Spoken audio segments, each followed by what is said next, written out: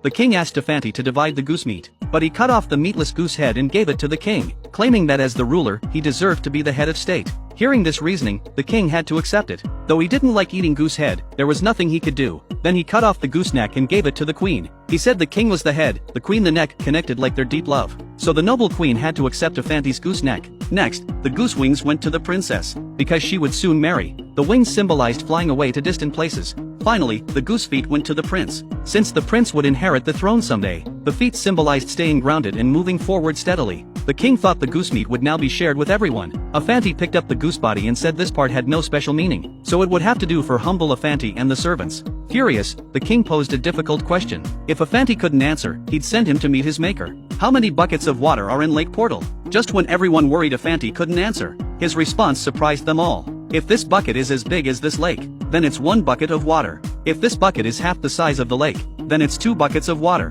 By this logic, how many buckets the lake holds depends on the bucket size. The king was left speechless. He immediately brought 3 scholars to question Afanti. How many stars are in the sky? Afanti smiled, saying this simple question could even be answered by his donkey. As the donkey swayed around, Afanti immediately gave his answer. However many hairs it has, that's how many stars are in the sky. The scholar immediately objected that donkey hair couldn't be counted. Since donkey hair can't be counted, naturally the stars in the sky can't be counted either. Afanti's answer was convincing enough. The second scholar had to step forward with a question. He asked Afanti how many hairs were in his beard. Afanti laughed heartily and picked up his donkey's tail. He said as many as the hairs on this donkey's tail, and he offered to count his beard hairs against the donkey's tail hairs to verify. If he was short by even 1 hair, he'd admit defeat. Knowing it couldn't be counted, the scholar slunk away. The last scholar posed an ultimate challenge. Where is the center of the earth?